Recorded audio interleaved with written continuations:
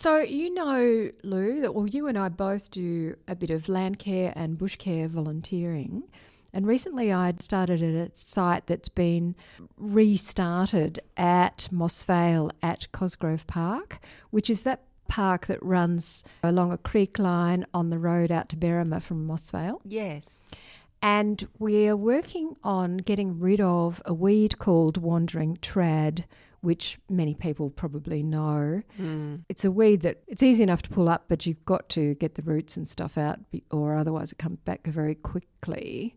But the reason I wanted to bring it up was because when I was scraping back the trad to pull it out, underneath were amphipods, and we've talked about amphipods so many times, and I thought we need to do this properly, and I need to get my head around it. So I think you've been doing some research on amphipods. Yes, well, I didn't understand your email about springtails versus amphipods. No, because I was confused. So hopefully you can sort us out. Well, I went to great lengths to sort us out. Thank God. Because I thought, oh my God, the springtails do live in sort of similar kind of habitat under wet leaves and what have you. Which is probably why I got mixed up. Yeah. And the amphipods jump, so do the springtails. Yeah. So and both of them are like less than a centimetre long. It's understandable that there's some confusion, and so much so that I began to think, oh, maybe what I've been talking about are springtails, not amphipods. I'll get rid of the amphipod word and call them landhoppers, because that's their common name. Maybe. Okay.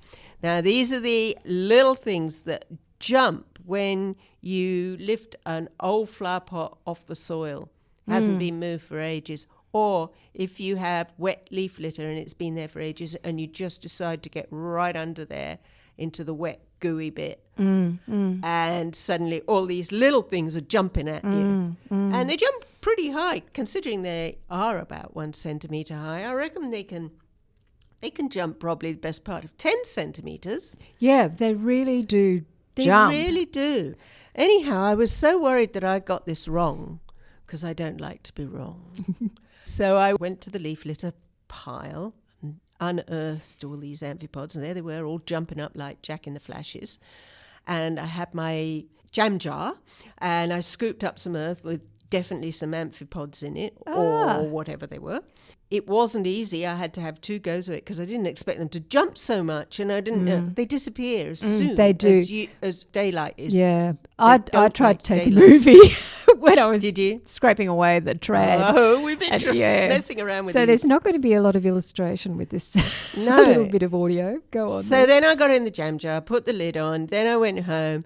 Then I got out my microscope. Oh, wow, you have taken this seriously. Because they do look similar in some senses. And, of course, it was absolutely hopeless because every time I saw one, it jumped onto the table. Oh, right. Or under the soil. They just want to get under the soil, Yes, into the dark. So it was quite a frustrating business with all these amphipods jumping all over the table. I'm sorry, darling. And then I put you think, well, through this isn't going to work. Maybe I'll get them to slow down. So I left them for 24 hours. I thought that'll slow them down. Right. It did a bit, but they were still well and truly alive, but they weren't jumping quite so high. And I used my hand lens, and it was really hard to see, but they are brown. They are shiny.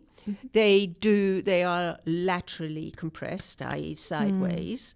Like a prawn. And they are like a shrimp or a prawn. That's exactly what they look like, with big eyes.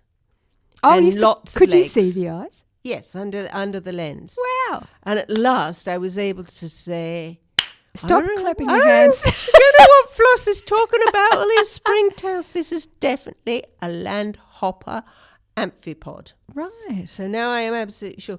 But was it you who told me that you were worried you didn't have any? Yeah. The block Would that you my like house some? was built on. Actually, I'll have to pull back the leaf mould that you encouraged us all to put in and see if I've got some under there. There are the occasional spots where I will find them at home, but our house was built on a block that once upon a time was a horse paddock. Right. So I think that there was just not very much left on top for them to live in, because what I've learned is that they need dense leaf litter and it needs to be damp basically all the time. All the time. Doesn't it? Yeah. And they also like rotting logs and things like that. So I'll put in a whole lot more of that kind of stuff. And one of the friends of the podcast said put in more organic material as well, like literally purchased stuff. And I'll hope that they do spread, because there are a few in patches at home. I did wonder about sneaking in. No, I won't say that. Well, if you're running out, I can give you 1,000 for $5. $5? No, all right, free. So these little guys, everybody, are actually really important because they shred and eat dead organic matter in the soil. That's and they're a really important food source for lots and lots of creatures. Absolutely. So the little skinks like them, worms So go like look, them. everybody. Go and look. Go Lift and up that find flower your pot that you haven't moved for landhoppers. 5 years. He'll be there. Yeah, and birds also. When you see birds scraping through the bottom of the soil, Lou and I always are talking about birds wanting insects. They will eat amphipods. Our friend of the podcast, Roger, Not told easy, me, though, to catch him, I tell you, without you jumping. have to be pretty talented. But what really worries me, so in spring, I get very hung up about encouraging people to have insects in their garden, that insects are really important, and I do not want a curated garden that doesn't have insects in it. Whenever you look up any kind of insect, the first 2 pages of the responses in Google are all from pest control companies telling you how to get rid of these things. So kind of try and just turn your brain around a little bit to appreciate that nature needs all these little creatures in the soil. We do not want a heavily curated garden. In fact, I'm going to read to you from this one website. We don't want a desert. No! While they are harmless to humans, they can be a nuisance in the garden. And if you're looking for ways to repel them from your garden, here are some steps you can take. Get rid of debris and organic matter, blah, blah, blah, blah, blah.